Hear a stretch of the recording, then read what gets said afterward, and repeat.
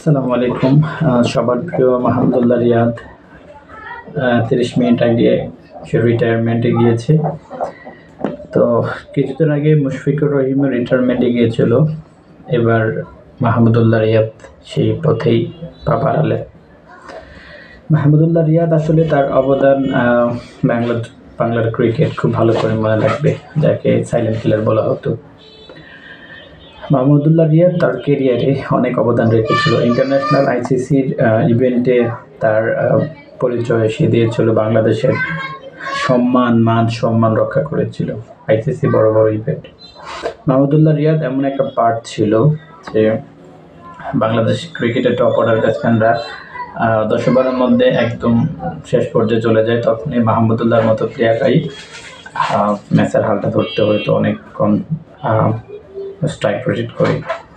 তো Mahmudullah Riyad silent killer, সে সবসময় বাঙালির হৃদয়ে তার অবস্থান অবশ্যই থাকবে, আর তার জন্য অবশ্য দোয়া থাকবে। সে একজন মুসলিম ধর্মভীরু মানুষ। এবার ঢাকা প্রিমিয়ার লিগে সে রোজা রেখে খেলছে, তো তার জন্য অবশ্য দোয়া থাকবে। আর বাংলাদেশের জন্য যে কৃতি যে অবদান, বাংলাদেশকে যেভাবে সে রিপ্রেজেন্ট করেছে, তো তার জন্য আমরা তাকে ভোলা আমাদের জন্য আসলে সম্ভব না। এরা হচ্ছে লিজেন্ড, তো লিজেন্ডদের আসলে কদর করা উচিত। আমি জানি না এমন বাংলাদেশে নতুন করে কোনো সাইলেন্ট কিলার পাবো কিনা। তো যাই হোক, আল্লাহর কাছে শুকরিয়া, সে তার সম্মানের জন্য সে বুঝতে পেরেছে যে তার জন্য এখন আর ক্রিকেট ইন্টারন্যাশনাল ক্রিকেট না, তো এখানে নতুনদেরকে সুযোগ করে দেওয়া উচিত।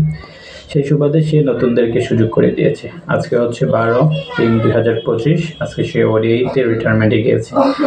সে টেস্টে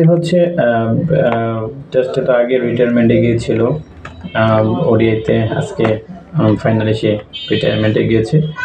কিছুদিন আগে আমরা দেখেছি বোর্ড কর্তৃক বেতনের ক্যাটাগরি নির্ধারণ করে দেওয়া হয়েছিল, কিন্তু তারপরও কেন যেন আজকে সে রিটায়ারমেন্টে গেল। তো তার জন্য সবসময় শুভকামনা, সে ইসলামের পক্ষে থাকুক, ভালো কিছু করুক, ক্রিকেটের উন্নতির জন্য সুপরামর্শ করুক, সুপরামর্শ দিক।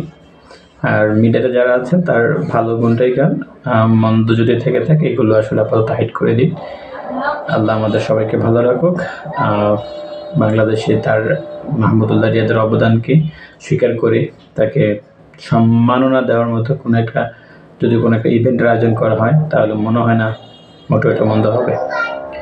তো সাইলেন্ট কিলারের জন্য শুভকামনা থাকলো, কারণ তার অনেক ম্যাচ আছে যে ম্যাচগুলো আমাদেরকে যুগ ধরে মনে রাখবে।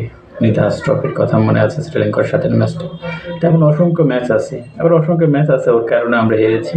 যাই হোক, বাংলাদেশের অবস্থায় ছিল এরকম। এখন পৃথিবী চেঞ্জ হয়েছে, ক্রিকেট চেঞ্জ হয়েছে, কিন্তু বাংলাদেশের খেলোয়াড়দের অবস্থা এখন আগের মতোই আছে।